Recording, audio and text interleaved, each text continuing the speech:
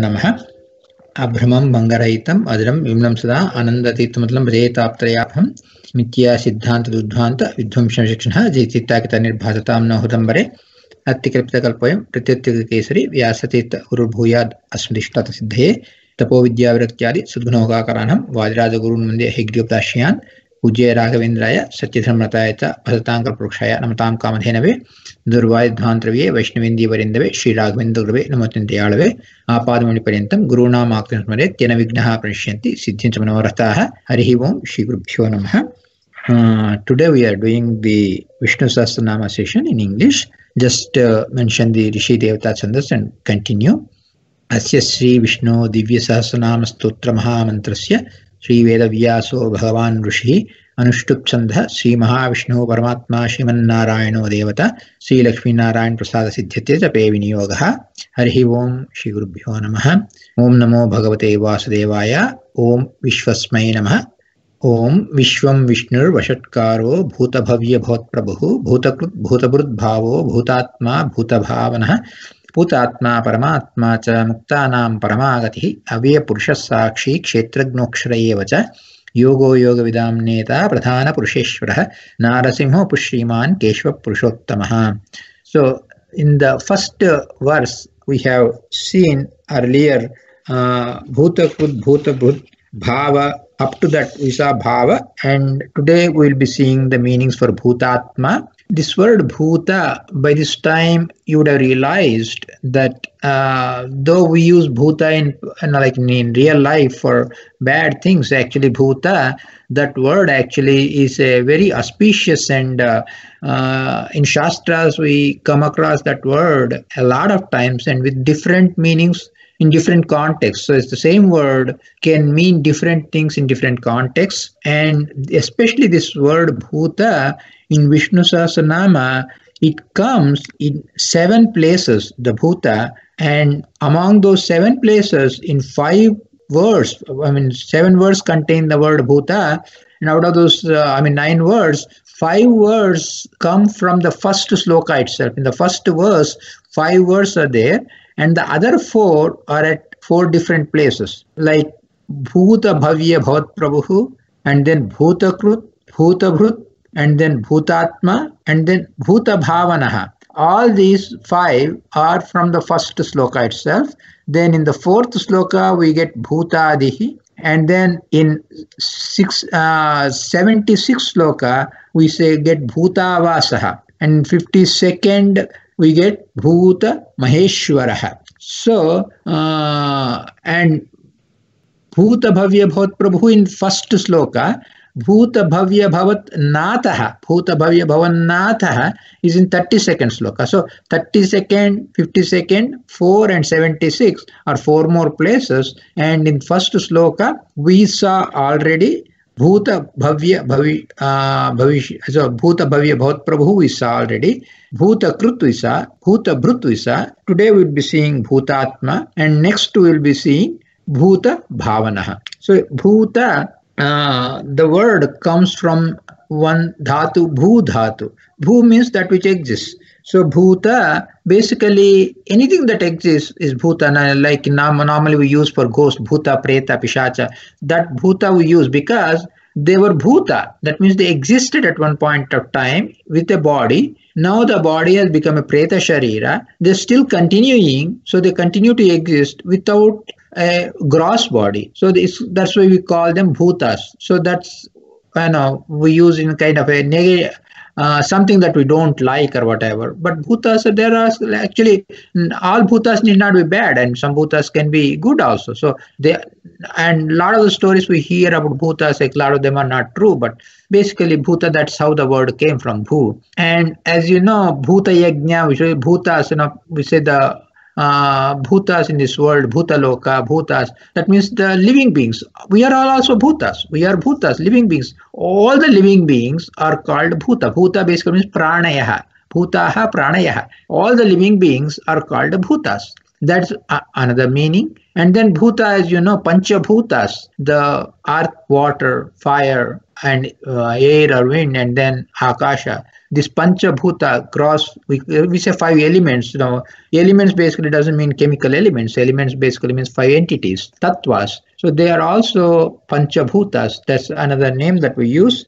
And Paramatma himself is called Bhuta. He is a Bhuta. Bhuta is Purna. Bhuta means one who is complete, infinite. That's Bhuta. So Paramatma himself is Bhuta. So with all those in the mind, we are going to see the meanings for this word Bhutatma. One way you can think about is Bhutanam Atma. One who is Atma for all Bhutas. Again, Atma means Atma. So samantat, ta tata vyapta, one in every respect, like he is so complete and is all pervading, and he is to be known. He is the one who is most necessary to be knowable, because through his grace, through his knowledge only we get knowledge about him. Knowledge about Paramatma will lead us from moksha. So he is the one prime entity to be known. That's why he is miyate. So the Atma, that's one meaning. Another is Atma means Swami. We call in English, Kannada we say Odeya, leader, Swami, Mukhya, Nayaka. So that's another meaning for the word Atma. So he is a Swami, he is Niyamaka, and Atma is one who is inside, Sarvantaryami, Antaryami. So that's another meaning for Atma. So Bhutanam Atma means he is for all sentient beings, all living beings. He is Niyamaka, Antaryami, and he is also leader, or he is Nayaka, he is controller, he resides inside, he controls them. So he is Bhutanam Atma. And the same way we can say Bhutanam, Panchabhutanam Atma, not only for all the living beings, they get their bodies built from Panchabhutas, the 5 elements. And even inside the Panchabhutas, Paramatma pervades and controls them, and he is the Lord of Panchabhutas. That's why he's Bhutatma. That's another meaning. So, and this thing is explained in Bhagavata Tatparineya, we say Atma Shabdasya Antaryami Arthakatvam. So in Antaryami Artha that is used, Bhutanam Atma means Antaryami. Sarva Bhutanam Bhutatmana Brahman Shashanti Madhigachati. In Bhagavata we get that. That means by being the Antaratman, Brahman, Bruhat, all pervading, he is Shanti Adhigachati. He is controls the moksha sthana also, and gives the moksha for all the deserving devotees. So that's why is Sarva Bhutatma. And then he is actually our swabhava is there, whatever our inherent qualities are there, he maintains them. So by being the inside pervading force inside us, he maintains the inherent swabhava of all the jivas. So that's why he's called also Bhutatma. Not only the one who pervades inside, who controls us being inside, but who also maintains and protects all our existing swabhava of the jivas. So, and also his Antaryami Swarupa Vyapakatva is described in various places, like in Brihadaranyaka Upanishad, it says, Yajnavalkyantaryaminam Bruhi. So they asked, for Ajnavalka, his wife asked the question, Antaryami, Rupa Paramatma, please explain him to me. So that context also is talking about Antaryamitva Paramatma. And Yami, Antaryami means inside. Yami is Yamana, Yantra. That's why we got the word Yantrutva. Yantrutva means controlling. So Yami is one which controls. So that's why Niyamana, Yantra, Yantrutva, these are all synonymous words. And Paramatma Antaryamitva is such that he controls, pervades not only all humans and people we are but he is also Antaryami for all the devatas, including that one of the things in Rigveda mantra, it comes in fourth mandala, it comes as Chatvari, like we do in Vaishwadeva, we do Agnideva Dhyana, the Agni Antargata Parshrama. So the sloka that we say, Ganga त्रयो अस्य पाता हस्तासो अस्य त्रिधा बद्धो वृषभो रोरवीति Mahadevo Matyan Avivesha. So this sloka is applicable to Agnideva and more importantly to Rudradeva, and that's why Mahadeva in Rudradeva has the prasiddhi as Mahadeva, and also it is applicable in a more important way to Vayudeva. Mukhyartha, the primary meaning is to Paramatma himself. So as a descriptor of the Paramatma, it says, so Vrishabha means supreme, all supreme. That's why it primary meaning, Vrishabha, in case of Rudra, he is superior to all the beings below his Kaksha. In Agni, he is superior to all the beings below him. In case of Paramatma, he is superior to all the beings. Everybody is below him. That's why that Vrishabha is Sarvottamatva. He is as a Sarvottama. The Paramatma, he is Roraviti. He utters all the Vedic sounds. And Mahadeva, though Mahadeva is Rudhyartha is to Rudra, the primary meaning is Paramatma. He is Mahadeva. He is greater than the greatest. Sarvottama, that's why it's called Mahadeva. Martyan Avivesha. All the living beings he enters. Avivesha means he entered them. And Martyan Avivesha. So also the Yajna Kriyas, whatever are performed by the humans, they are also Martyas. That means whatever is performed by Martyas, the Yajna Kriyas, all that also he enters. So this is how his Sarvantaryamitva is described in Vedic Vangmaya, in Veda texts also they are described, and that's why he's called Bhutatma. And then another definition for Bhutatma is Bhuta is as I said, Bhu means Purna. Bho, so the Bhu is Purna. Bhuta means that which has Purna Swarupa is called Bhuta. So, and Paramatma, he is he is Bhutaha Tatha Atmacha. So, Bhutatma means, the definition is Bhutascha Asau Atmacha Bhutatma. So, the Bhuta Shabda is applicable to living beings also, but we are Bhutas. But we are Bhutas because we are existing. That's why you are Bhutas. Paramatma is Bhuta not only because he exists, but because he exists as a Purna. So the word Bhuta is, one meaning is existing, another meaning is Purna. The Purna meaning does not apply to humans or living beings or others. We are all called Bhutas not because we are Purna. So the word in case of humans or living beings or pranis, it's a different meaning. In case of Paramatma, it's a different meaning. So Bhutascha Asau Atmacha. That's why Bhutatma. Jivas, if we apply that to Jivas, Jivas are Bhutas, and there are also Jivas are also Atmas. Atma means basically that which has, the Jiva is called Atma because it pervades the entire body. So Jiva is like a speck, it's like a small tiny thing. It still pervades the entire body. That's why Jiva is also called Atma. Why? Because it pervades the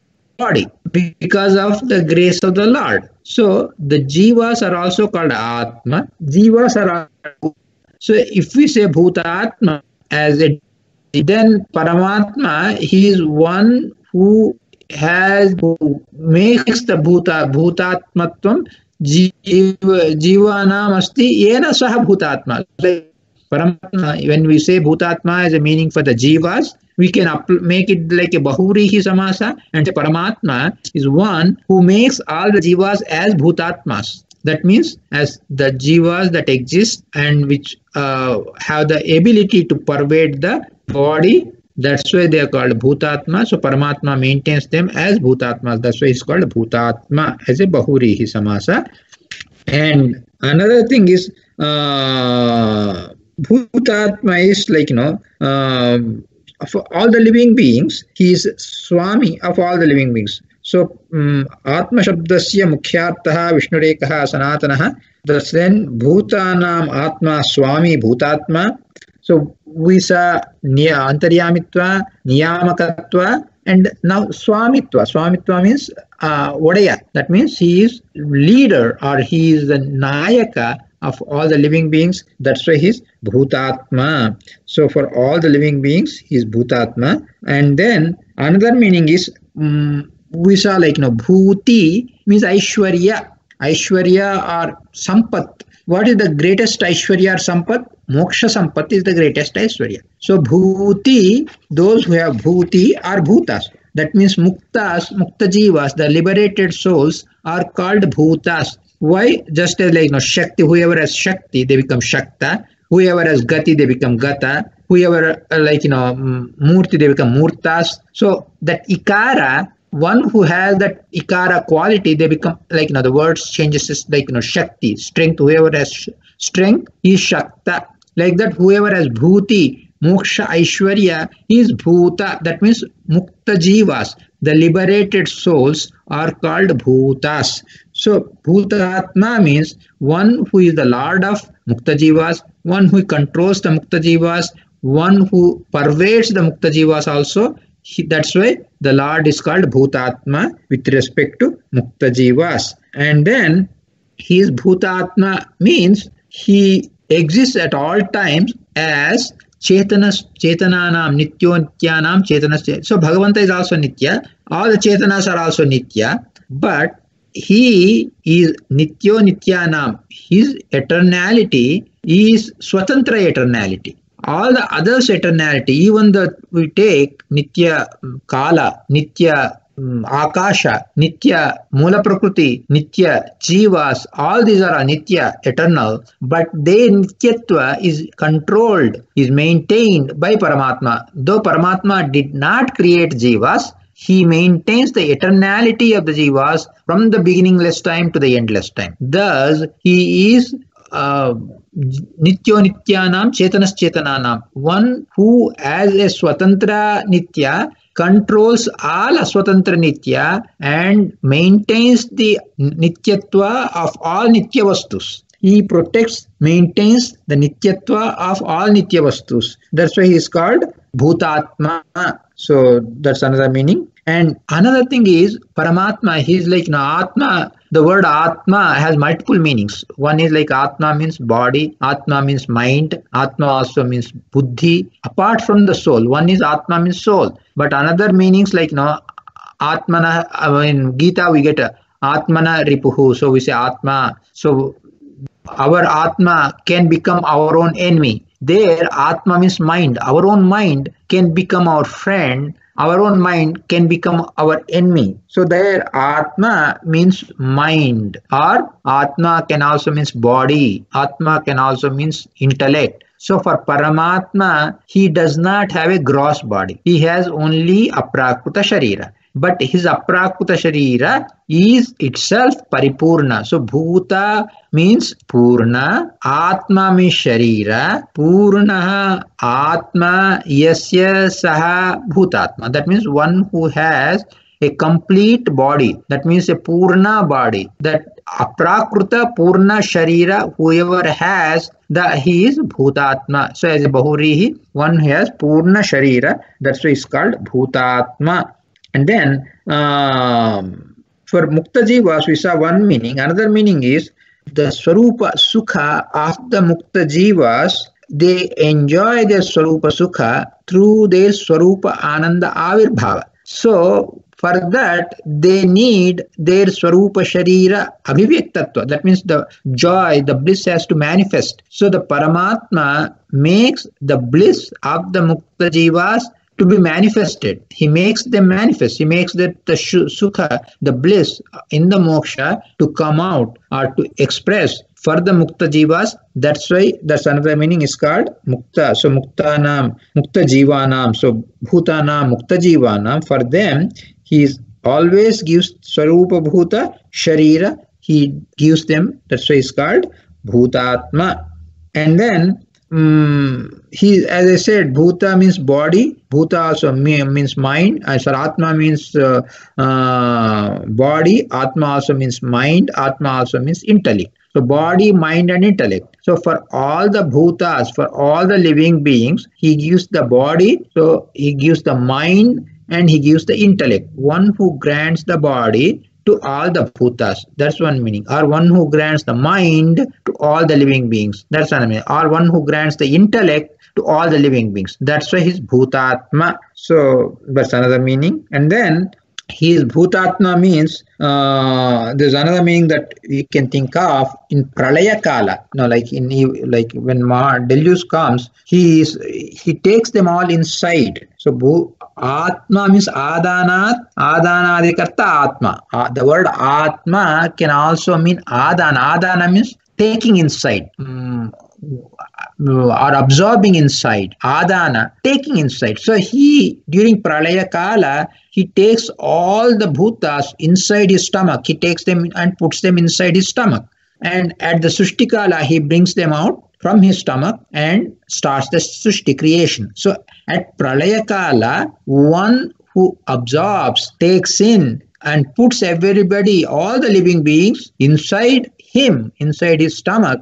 That's why it's called bhutatma. That means adanadikarta. One who takes all the living beings and puts them inside him. That's why it's called bhutatma. And then also, we do naivedya to the Lord, right? So we offer the naivedya, and the gross part of the naivedya remains as it is, but the sukshma part, the subtle part of the food is taken by Paramatma. So what does it mean? Why, does Paramatma need that sukshma food so that, does it make him happier or something? No, he does not need anything. The reason why he takes the sukshma padarthas, when naivedya is done, he takes the sukshma food, the subtleness of the food. What does it mean? So that means Paramatma, whenever he does a svikara of something, his own rupas are there inside the food in a sukshma form. His own rupas are there in the outside. His own rupas there in the vigrahas. His own rupas there in all the utensils that we use, in all upakaranas. Everywhere his rupas are there. All his rupas, when he takes the naivedya, his rupas in the naivedya and his rupas in all these places, they get samsleshana visleshana. That means his rupas move from one to the other. This is his ananda abhivyakti. Why the Lord does all this? That is how his bliss is expressed. The Lord expresses his bliss through these processes where his forms will move, constantly all the time. That he is expressing his bliss in that way. So that's why in naivedya, he absorbs everything. And also, when all the living beings, we enjoy our laukik joys through our indriya, sense organs. The Lord is present inside our sense organs, and he makes us enjoy our laukik things through our sense organs by his presence in indriyas and making them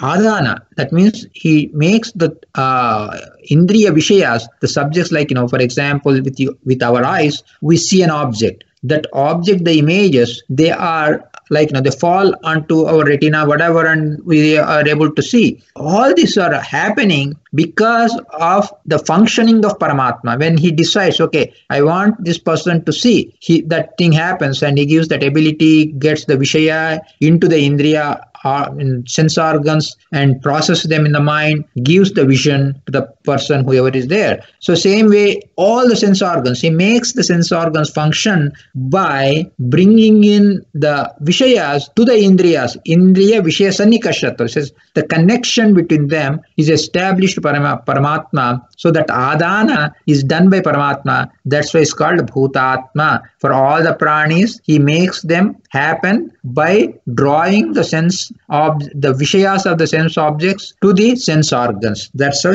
it's done. That's why it's called bhutatma. And then another one is bhu, means bhuloka. Bhu itself means earth. Bhu means earth. So bhuta, one who pervades the earth. That's why it's called bhuta. Bhuta means one who pervades the earth. That's why it's bhuta. And then atma, for this earth also, he is the vodaya, the swami, the controller. That's why it's bhutatma. So with respect to the earth, another meaning then be given. So he is bhutatma. So here I'll explain one aspect and then we'll conclude today. So Panchabhutas are there, which we are able to see. Paramatma, we are now, we are concluding it through our Shastras. So a Purupakshin can ask, why do you assume that there is some Paramatma who is pervading all these Panchabhutas? We can assume that these Panchabhutas themselves are independent entities who are helping us all out. So Panchabhutas themselves are all supreme. There is no need for another supreme being who controls this Panchabhuta, whom we can't even see. So we don't even see him. Why should we bring another Paramatma? Why can't we treat these Panchabhutas themselves as Paramatma, or 5 forms of one Paramatma? So why we don't need another Paramatma? So somebody can argue like this. So the answer for that is, firstly, the Panchabhutas are inert objects, and they don't have, they don't make a decision when the wind should blow in a particular way, when this fire should move or become a huge fire or small fire, how it should behave, where it should go, where it should burn, where it should not burn. These decisions are not made by even this Panchabhuta. So even these Panchabhutas, we can see that they are under control of something else. So, and the only way we can absorb that is through scriptures. We can understand that even these Panchabhutas are under the control of some supreme force. So we need the Shastras only to explain that, but we can get a hunch about it. We can get a feel for it without Shastra, but the confirmation knowledge comes only from Shastra. So Panchabhutas themselves are not independent, and we have to have some super force which controls all this, because the Panchabhutas themselves control anything. So this with this I conclude today's understanding of Bhutatma. So if any questions are there, please feel free to ask. Then tomorrow we'll have the Kannada session for bhutabhavanah. So I conclude this Bhutatma definition. Sri Krishna Arpanamastu. Hare Srinivasa. Abhramam Bangarahitam Ajaram Yamalam Sada Anandatirthamatlam Bhutataptrayapaham Mitya Siddhanta Dudhanta Vidvamshanrikshana Jayatittakatani Bhasatamno Hridambare Attikritakapoyam Pratyattirta Kesari Vyasaditta Gurubhuyat Asnishtatisnithe Tapo Vidya Viratyadi Sadgunahogakanam Vadraja Gurun Mundehi Kripadashayan Vijaya Raghavendraya Pratyasramanatayata Bhasatam Kalparukshaya Namatam Kamadhenave Guru Vadidhvantrave Vaishnavindi Varendave Shri Raghavendra Guruve Namotintiyalve Padamani Parentam Guru Namakum Sparet Yana Vignaha Prashyanti Siddhinta Manorathaha Hari Om Shri Gurubhyo Namaha. We are doing the Vishnusahasranama meanings. We do the Rishi Devata Chandas and start the English session today. Hari Om Shri Gurubhyo Namaha. Asya Sri Vishnu Divya Sahasranama Stotra Mahamantasya Sri Vedavyaso Bhagavan Rishi Anushtup Chandah Sri Mahavishnu Paramatma Srimannarayano Devata Sri Lakshmi Narayana Prasad Siddhiteja Pevinyoga Om Namo Bhagavate Vasudevaya Om Vishwasmai Namaha Om Vishwam Vishnur Vashatkaro Bhutabhavya Bhavat Prabhu Bhutakrut Bhutavrut Bhavo Bhutatma Bhutabhavanah Bhutatma Paramatma cha Muktanam Paramagatihi Avyapurusha Sakshi Kshetragnokshayevacha. So in the first sloka, we are coming for the last name in the first sloka, bhutabhavanah. So as you might have noticed, we have come across this word bhuta 5 times in this first sloka itself. So bhutabhavya, bhavat prabhu, bhutakrut, bhutavrut, and now bhutabhavanah. So Bhutabudbhava, Bhutatma, Bhutabhavana. Bhutatma also Visa, and now Bhutabhavanah. So Bhuta, is pranis. Bhuta also means various things. So we have more good meanings for Bhuta than the one that we normally use, like Bhuta Preta, Pishacha, like that. That is only one of the meanings for Bhuta, but there are a lot of good meanings for Bhuta. In Shastra, a lot of places we use the good meanings.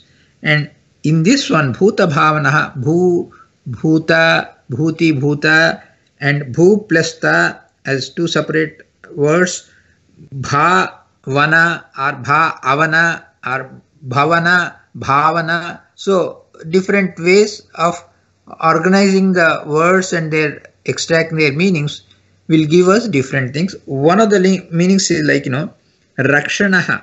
Bhavana means Rakshana. So, and that meaning if we take, Bhuta Bhavanaha is Bhutanam means Chetananam. Bhavanam means Rakshanaha. Yasmat, from whom? Saha Bhuta Bhavana. Whoever gives the Rakshana to others. So the moment we think of protection, a Rakshana, the thing that comes to our mind is, okay, something bad is going to happen. Whoever saves us from that. So Rakshana is saving. So preventing the bad thing to happen is we're likely to get beaten by somebody. Somebody comes and saves, so stops that. Then we say, oh, he saved me, he protected me. So the protection and saving, normally we think of in the Laukik terms, in those terms only.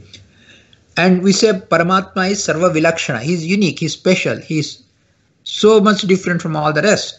So in what way this bhutabhavanah karya of Paramatma, that is protecting all the living beings, how is that different from, maybe it's a big protection, but how is it unique from or different from all the rest?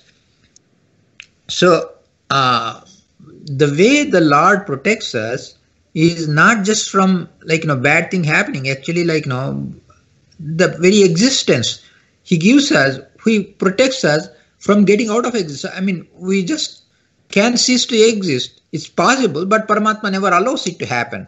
So he always prevents the extinction of any jiva. He protects every single jiva from eternity. So from beginningless time to endless time.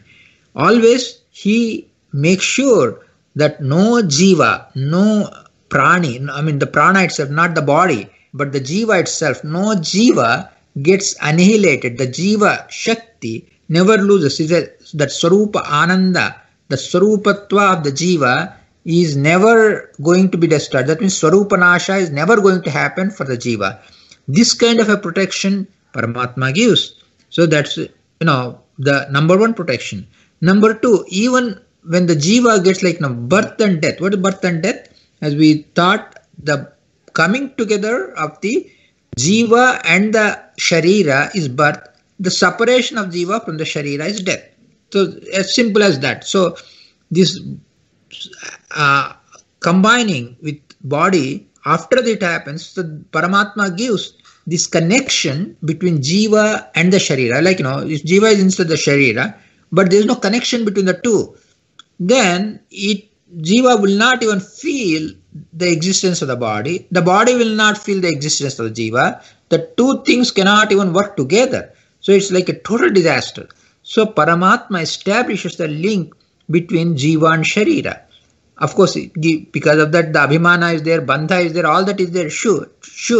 But at the same time, the jiva can do sadhana using the body, using the deha. So this deha, he gives to the jivas, that is another kind of rakshana. And after he gives the body, as long as the body is we're living, that jiva, as long as we live, he gives various kinds of protection. It's even incomprehensible. We take the food, the body is maintained because we consume the food.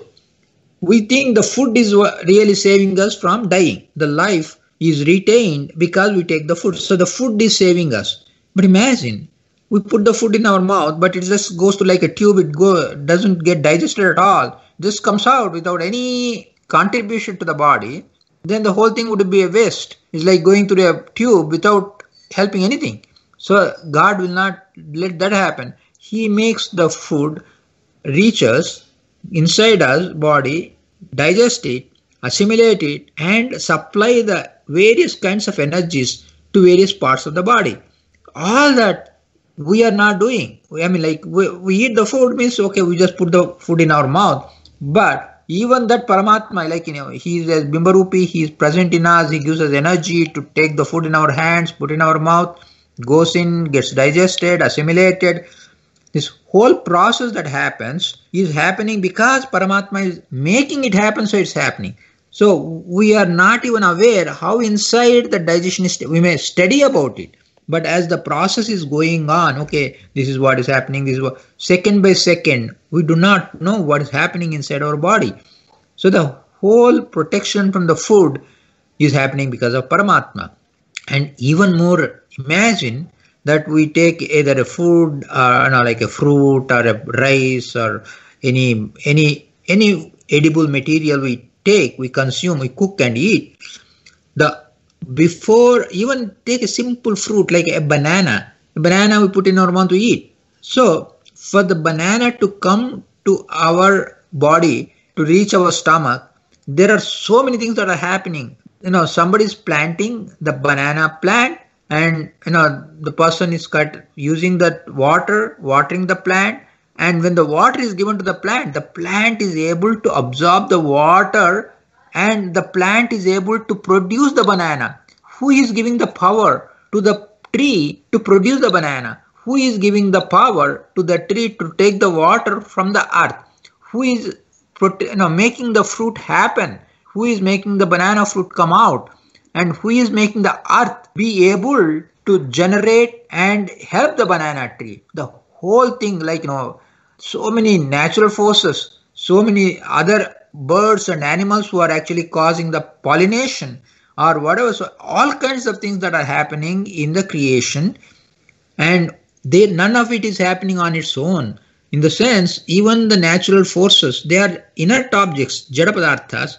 Some invisible, unseen force is working through so many things and so many entities. Some are living, some are non-living, all entities, and finally making the banana. Somebody supplies the banana, somebody cuts the banana, somebody transports the banana, somebody sells the banana, we go and buy the banana, we bring it home, and then we eat. So before the banana is eaten, so many actions are taking place, and we do not have control in any of our, even where somebody is transporting, the Paramatma is giving prerana to him and making him transport the food. So many things that are happening in the universe, none of it is happening because of the free will of anybody. Paramatma alone is making everything happen, and this is the another type of Rakshana. So he is making the food get generated, get produced, get transported, and it is brought to our home, we take it, and God gives us energy to our hands to lift that. What if we get a paralysis or something and we are not able to lift the hand? The fruit is there in front of us, we cannot eat it. So he giving us energies, powers, strength to do things, and this is greatest protection. So this is what one of the aspects of bhutabhavanah. All the pranis he protects this way. Not only like human beings, not only birds, animals, all living beings, he is giving protection. Not only all living beings, all the inert objects, panchabhutas, prithvi, apas, tejo, vayu, akasha, the tattvas, the Lord is present inside them and making them function. He, if he doesn't make the wind blow, the wind will not blow and nothing can happen. So many things doesn't happen. The plant, the earth, if the Lord doesn't give energy, enough capability to the earth to make the plant grow in them, the earth, would not have given the plant. So the Lord is present inside the earth and making things happen. So like this Panchabhutas, Prithvi, Apas, Tejo, Vayu, Akasha, the Lord is present in all of them, protecting their properties, and is helping us. So this is what is conveyed by bhutabhavanah. So he is the protector of everything. So, and then not only all the people we consume food, he is protecting us by making us consume the food. But what about the mukta jivas? As I mentioned earlier in the definitions, bhuta means bhuti is mukti, bhuti aishwarya, mukti rupa aishwarya, the prosperity in the form of liberation. That mukti, whoever has mukti is mukta, just like whoever has shakti is shakta. So whoever has mukti is mukta. Whoever has bhakti is bhakta. Like that, whoever has rakti is rakta. So like that, whoever has this bhuti, he becomes a bhuta. That means bhutas means the liberated souls, mukta jivas. So for all the mukta jivas also he gives protection. But mukta jivas don't need food. So what kind of protection the Lord is giving? First kind of protection he is giving is swarupanasha. Even mukta jivas, he makes sure that they don't have swarupanasha. And another way, additionally so many ways he is doing is, he is making the swarupa ananda avirbhava. That means the inherent bliss that is present inside the mukta jivas, the Lord is able to make it manifest, make that happiness manifest, come out for all the mukta jivas. That's how they enjoy their mukta ananda. So that way also the Lord is protecting them. He is rakshaka. He is mukta. So muktas are bhutas and bhuta bhavanaha, one who protects all the Mukta Jivas. So the Lord is doing this. And another thing is, he is like, as a bhuta, bhu means purnatva. So bhu or bhuta, the word itself means purnatva. So the Lord is giving paripurna rakshana. That means, what is paripurna? That means all around. See, we talked about the Lord protecting us by giving us the food, by being inside us, by helping us in every way. Not only that, the Lord is protecting us from all around. Like, we may get blown out by something, or something can happen. The earthquake can happen and it can suck us inside. So he is protecting us from all around forces also. Not only giving food, supplying food and making us healthy, protecting us from the diseases. So many ways he's protecting us. Apart from that, from outside forces, it can be inert objects, or it can be some other living being. Somebody can come and stab us. Somebody can come and hurt us. But the Lord is, protecting us. So people may ask, hey, so many people, they are getting hurt, so many murders are taking place. The Lord did not protect them. So how come the Lord didn't protect them? So many people he didn't protect. So many people are getting hurt. Injuries are happening. So how come the Lord didn't protect? The protection is relative. Even for those who have some injury, sure, they had the injury, but the Lord protected them from losing a limb. Or somebody may have lost a limb. Lord protected them from losing the life itself. Maybe they might have lost a limb, but they didn't lose a life. But somebody may get killed also. The Lord did not protect them, so he let them die. So how come the Lord didn't protect whoever got killed? Means the kind of protection is different. Maybe the Lord is going to give them a better body. So whatever their body that they have, the sadhana in that body is complete. No more sadhana can be done with that body. Body is just like a cover. It's like, whatever, like a vasamsi jirnani yatha vihaya navani gushnati naroparani, Gita says. These are like clothing for the jiva. So that body goes, another body comes. So the Lord may have wanted to give a better body for them. So we don't know. So that's why the protection is not the same kind of protection for all the living beings. It is different kinds of protection at different times, in different ways. We do not know how the Lord is protecting us. So this paritaha, all around, in different ways, the Lord protects all the jivas. So that is what? So paripurna rakshana. So bhutabhavanah. Bhuta paripurna rakshana, whoever gives, he is bhutabhavanah. Or another thing is bhutabhavanah, the rakshana that he is giving for all the living beings, all the panchabhutas, everything. Another way of rakshana he is giving is, he is protecting them at all times. Okay, he is doing rakshana today, maybe another 2 days, another 3 days, or whatever, or 1 month, 1 year, or the lifespan of this whole, 100 years or whatever the body is there. That long only the Lord protects. Is that so? The question is no. The Lord protects at all times. As I said, the jiva rakshana is done at all times. The bodies are protected as long as the particular body is held. The Lord protects that body. So the kind of protection he gives is, it is at all times, time independent protection.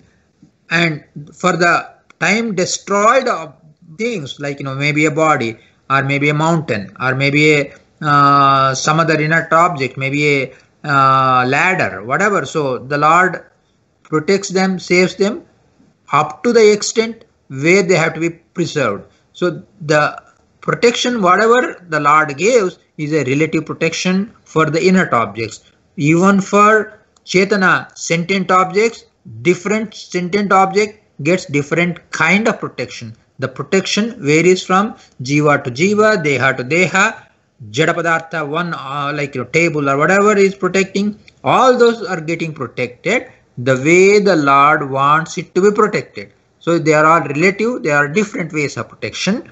So this is what is bhutabhavanah. And another thing is, there are so many objects in this universe.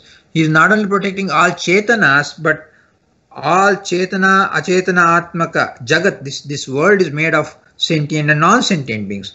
All the non-sentient beings that are there in this universe, whatever way they are there, the Lord protects them making them exist the way they have to be existing.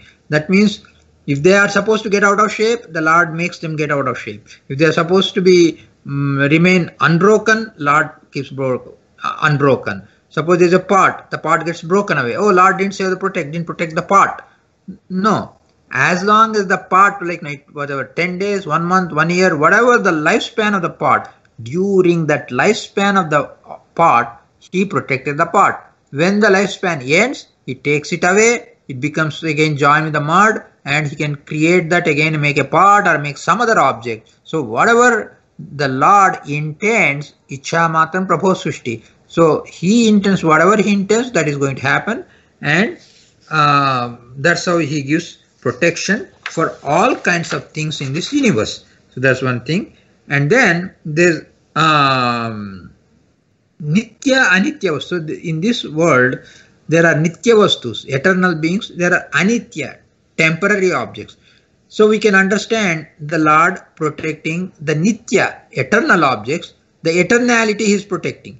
But for non-eternal objects, destructive objects, what is that the Lord is protecting? Because they are destroyed, he is not protecting, giving 100% protection. He is giving, like, if suppose some house is there, the house may last for like maybe 100 years or 200 years, whatever, and after that it may get crumbled down. So the Lord protected it only for a limited time.